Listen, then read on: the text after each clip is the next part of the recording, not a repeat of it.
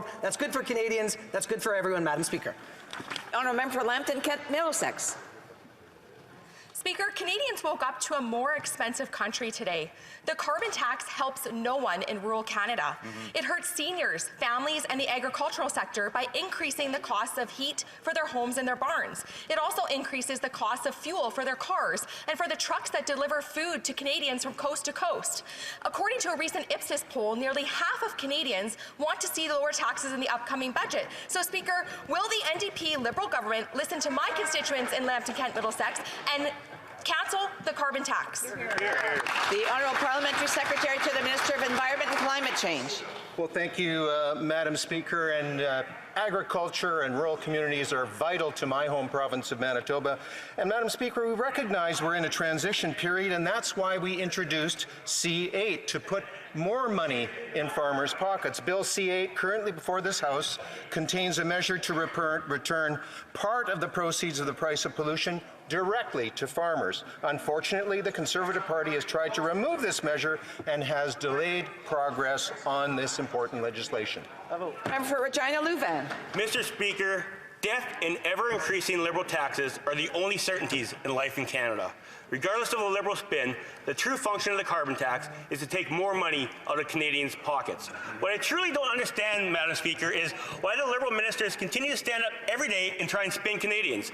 These ministers are trying to be contortionists with the facts, whether Canadians are getting all their money back on their Liberal carbon tax cash grab. My question is quite simple. If the Liberals are giving all the money back to Canadians, why bother taking it in the first place? The Honourable Parliamentary Secretary to the Minister of Environment and Climate Change. Well, thank you, Mr. Speaker. And while the Conservatives are trying to determine whether climate change is real, our government is moving forward to cut pollution, create good jobs, and make lives more affordable for Canadians. When the Conservatives were in power, Madam Speaker, they did absolutely nothing for 10 long years on climate action. Madam Speaker, we simply can't afford another 10 years of Harper Conservative inaction on climate change. Yeah, so the tone is starting to come up again. I'm sure that the honourable member appreciated when they asked the questions that they weren't interrupted, and I would ask them to do the same when someone's answering the question. The honourable member for Cypress Hills Grasslands. Well, Madam Speaker, today the carbon tax went up yet again. Out west, we have long known is nothing more than a callous and discriminatory tax that hurts rural Canada. According to the government's own regulations, it also disproportionately impacts seniors living on a fixed income and single mothers. The NDP Liberal government won't let harsh reality get in the way of their blind ideology. So will the minister finally admit that this is not actually about lowering emissions, but rather that this is only about holding back the progress of Western Canada? The Honourable Parliamentary Secretary to the Minister of Environment and Climate Change.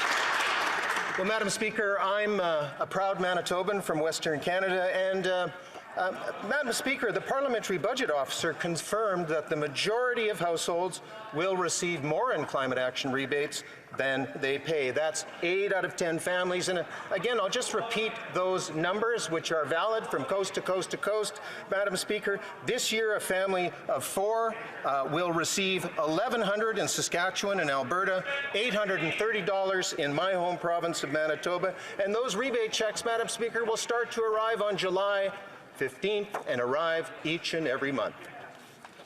The honourable member for Kenora.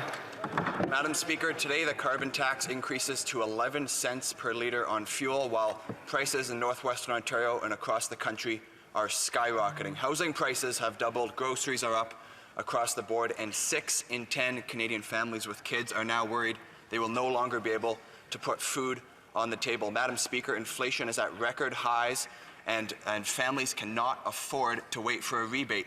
They are struggling to get by week, day by day. Madam Speaker, will the government do the right thing and cancel the carbon tax hike? Hear, hear.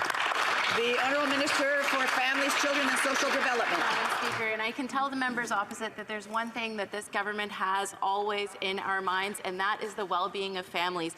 Madam Speaker, since we were elected in 2015, we introduced the Canada Child Benefit, which saw 9 out of 10 Canadian families receive more money than previously.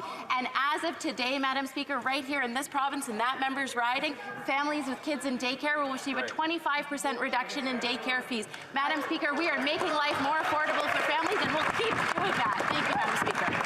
L'honorable député de